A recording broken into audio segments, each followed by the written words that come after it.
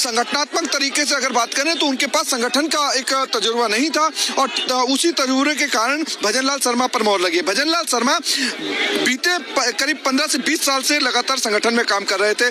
4 बार वो राष्ट्रीय प्रदेश के महामंत्री रहे और प्रदेश के महामंत्री रहते हुए उन्होंने जो काम किया है उसी से नजदीकी, मैंने आपको बताया था कि नजदीकी बनी और नजदीकी इतनी बनी कि दिल्ली ने मोहर लगा दी।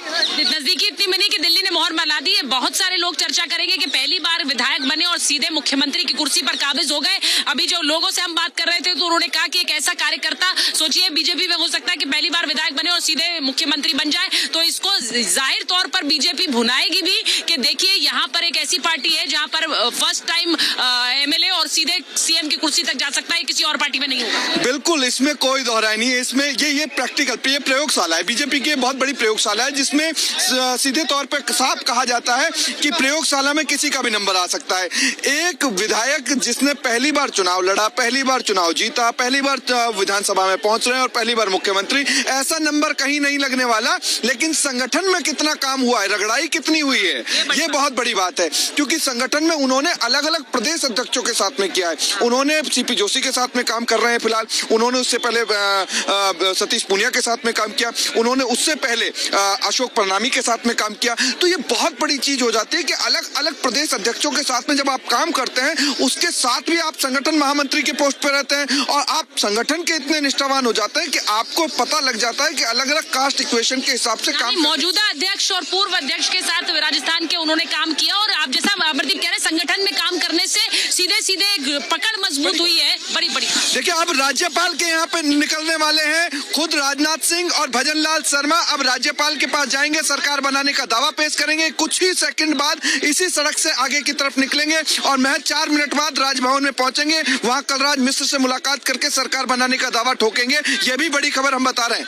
तो कोई खबर रह गई बड़ी अमरदीप बताने के लिए दर्शकों को? सारी बड़ी खबरें रफ्तार से अमरदीप ने बताई, जो जैसे जैसे उनके पास आ रही थी। अब ये बड़ी बात है कि first time MLA Bhajanlal Sharma अब राजस्थान का नेतृत्व करेंगे और उन पर बड़ी जिम्मेदारी, अमित के पास एक बार चले जाते हैं। अमित, उन पर बड़ी जिम्मेदारी 25 में से 25 दिलाने की है लोकसभा के लिए 25 में से 25।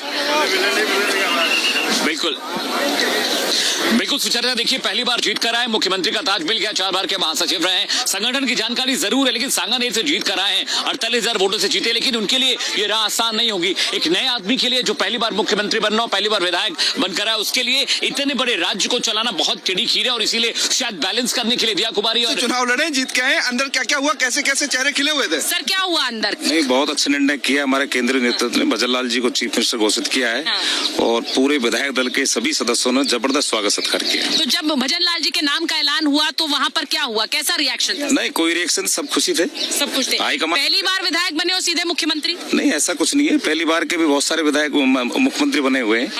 तो सब उनकी सबसे बड़ी खूबी क्या लगती है आपको जो सीएम पोस्ट तक पहुंचाया? उन्होंने संगठन में बड़ा लंबा टाइम काम किया है, 3 बार प्रदेश के महामंत्री रहे हैं, इस कारण से उनको केंद्रीय नेतृत्व ने गिफ्ट दिया है। मुझे ये बताइए कि अब बीजेपी के लिए चुनौती है 25 में से 25 भजनलाल जी ला पाएंगे? बिल्कुल, भारतीय जनता पार्टी के आने वाली लोकसभा में हमारी पूरी 25 सीटें आएंगी।